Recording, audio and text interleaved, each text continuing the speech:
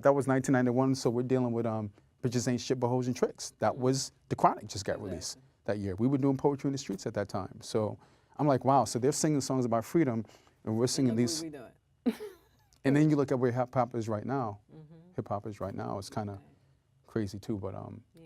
But even in the United States where that was going on, we still had each other. So we still knew, even though there was a whole bunch of, you know, bitches ain't shit but hoes and tricks, there was still that small, you know, clan of people. That's why we went in the first place, to meet other people like us. Absolutely. And just to give respect to hip-hop, because sometimes when people talk about hip-hop, we talk about it like it's all bad, but you know, if it wasn't for PE, if it wasn't for It Takes a Nation of Millions, I might not have even been in the framework to even go to South Africa.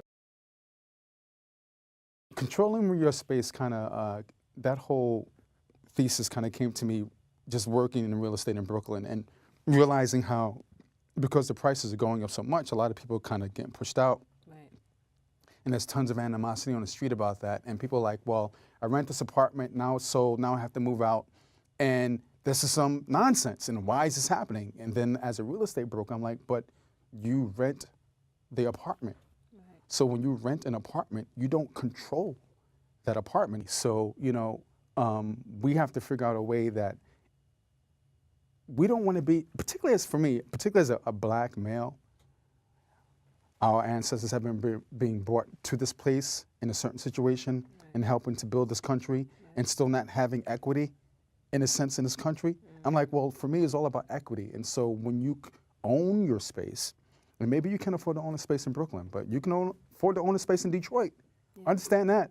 You can afford to own a space in Chicago. I mean, I just came from the south side of Chicago, and they're selling houses down there for like $50,000 in places that feel like Brooklyn. So, and just, you know, for people who are clear about that, to buy a house for $50,000, the mortgage on that is about $300 a month. But the deeper part of controlling your space actually goes more to how you think about yourself and how you think about your environment. I know that I realized from early on that I never really want to work for somebody. So I realized that, you know, there's a level of risk that comes with that, not working for other people. But there's also a high level of reward if you can do that successfully. So, tell me about like getting very specific now. So getting to your behaviors, your thoughts. It involves editing your space. And in order to edit your space, you have to edit your thoughts, right? And so the first step in editing your thoughts is how do you feel about yourself? Because if you don't feel great about yourself and then you feel like people are treating you like crap, people are treating you like crap because you look at yourself a particular way, right? So after you kind of readjust that and then look at the friends that are around you, this is the big debate that we had. They're negative all the time, or, you know, every time they call you, it's like, oh my God, like I've been on the phone with you for 3 hours talking, like you gotta cut them off. Because then we might just wake up one day and then we're depressed. And then what? And then you call that same person that calls you and they're not picking up the phone. Don't tell me you don't know that person. Or they pick it up and give you more negative energy.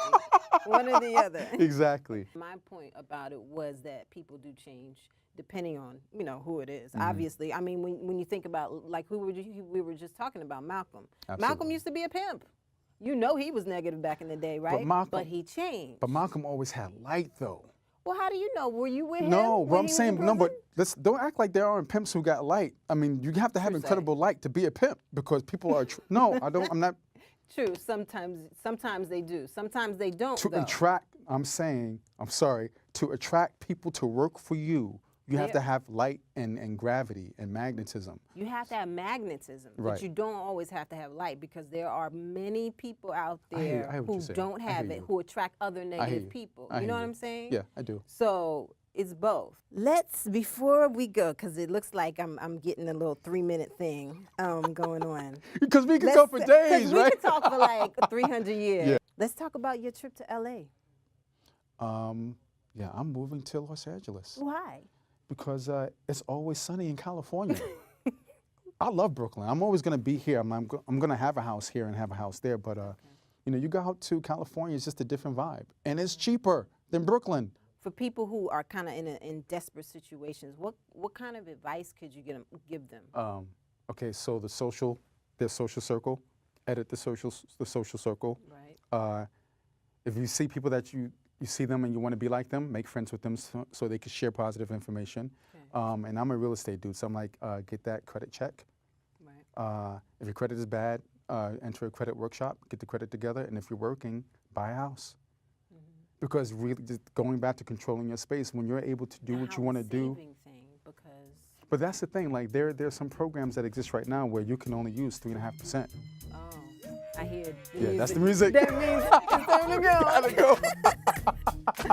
We gotta have you back. We gotta have you back. Yeah, But part we'll two. figure it out. Part two. Yeah, it's a part two. Right. So tell me first about your new adventures. A new adventure. So I think the last time we spoke, I was talking about getting my behind out of Brooklyn. Yes, Because and you were gonna Brooklyn- move to LA. Yes, there's been a slight amendment to that. Oh, boy. So we should talk about Yes, that. please. So I wanted to move out of Brooklyn because Brooklyn is just crazy expensive right now, even Yes. if you're making money. I went to LA. LA is beautiful. LA is probably like, half the price of what Brooklyn is. I mean, a house in Flatbush, you can cut the house in half and go live in Hollywood Hills. And that's sweet. Wow. That's very sweet, but it still is going to cost you like $1 million. So we actually have a mutual friend who's in Atlanta, a friend of ours named Kim Wade. Yes. And she's been telling me for years, you need to come down to Atlanta. She's always calling. Come down to Atlanta. I'm like, Atlanta, Schmalanta, whatever. But I went down there, and I'm kind of open. Really? I'm kind of open because Atlanta offers a price point where I wouldn't actually have to sell what I have in Brooklyn. So this is the thing. That'll work.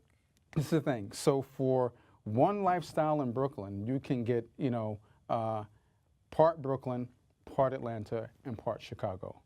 Oh, Chicago's in this too? Yeah, Chicago's definitely in this. Okay. I'm working on a book actually called The 7 Cities, talking about urban migration and where people who have working incomes can move to actually live.